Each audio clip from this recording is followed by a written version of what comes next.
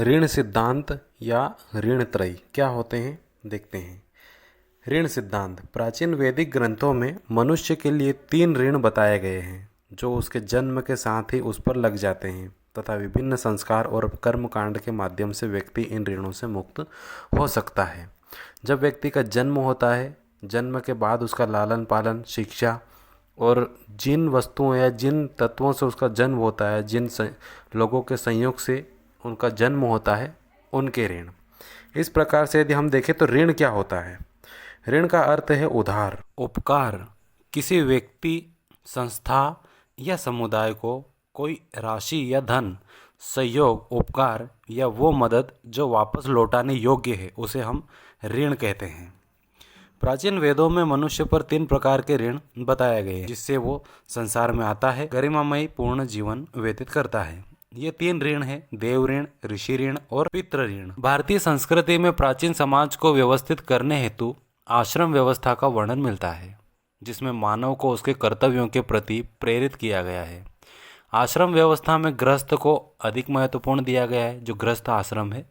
आश्रम व्यवस्था जैसे 4 आश्रम है। ब्रह्मचर्य आश्रम जो कि जन्म से 25 वर्ष, जिसमें हम 16 संस्कार वगैरह हम देखते हैं, और उसके बाद आता है गृहस्थ आश्रम जो 50 वर्ष, उसके बाद वानप्रस्थ और संन्यास आश्रम आता है। इसमें गृहस्थ आश्रम के अंतर्गत हम ऋण को देखते हैं। इसे जीवन का स्वर्णिम काल कहा गया है जिसमें मनुष्य त्रिवर्ग धर्म, अर्थ, काम, इन तीनों का यथोचित सेवन कर बहुत से कर्तव्यों का पालन कर सकता है। इसमें गृहस्थ आश्रम में धर्म अर्थात धर्म से संबंधित क्रियाएं, अर्थ अर्थात काम काज या जो आपसी व्यवहार है, जीवन चलन आदि, काम अर्थात काम भावनाएं, इन तीनों का सेवन करता है, कर्तव्यों का पालन करता है। फलस्वरूप वह अपने परिवार की, समाज की और देश की उन्नति में योगदान देता है।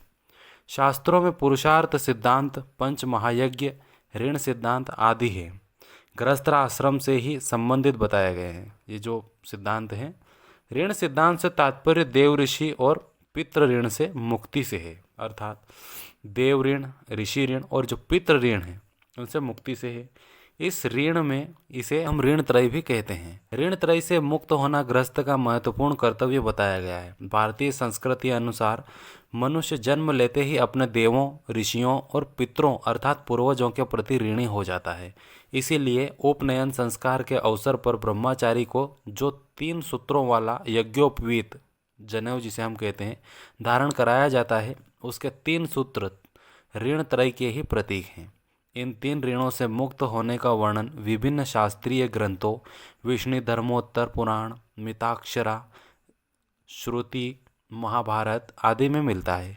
तीनों ऋणों में प्रथम है देव ऋण। देखते हैं हम तीनों को बारी बारी। देव ऋण मनुष्य दिव्य शक्तियों के कारण ही उपलब्ध सृष्टि के संसाधनों का उपयोग कर पाता है। ईश्वर की कृपा से ही उसे स्वच्छ वायु, जल, प्रकाश और ऊर्जा मिल पाती है। अतः मनुष्य को ईश्वर तथा देवों के प्रति ऋणी होना चाहिए और यज्ञों व देव स्तुतियों, देवों की जो स्तुतियाँ हैं, उनके द्वारा देव ऋण से मुक्त होने का प्रयास करना चाहिए। देव ऋण जो है यह एक प्रकार से प्रकृति के ऋण को भी बताता है कि प्रकृति का मनुष्य के प्रति किस प्रकार से ऋण है और मनुष्य को प्रकृति के लिए, पर्यावरण के लिए कार्य करके वो इस ऋण को कैसे उतार सकता है। अगला है ऋषि ऋण।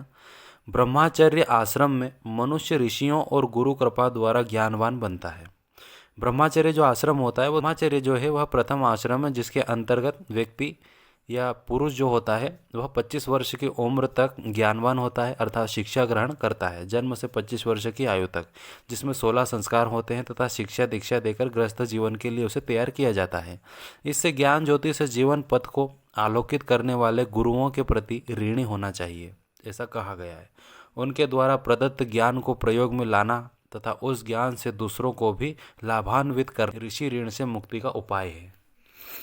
तीसरा ऋण है पितृ ऋण।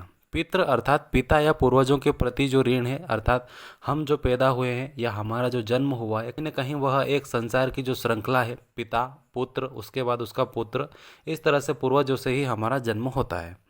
माता पिता संतानोत्पत्ति द्वारा वंश परंपरा को बनाए रखने तथा संसार की सृष्टि प्रक्रिया में महत्वपूर्ण योगदान देते हैं। संसार में आने और यहाँ के सुख भोगने का सामर्थ्य माता पिता और पूर्वजों द्वारा ही मिलता है।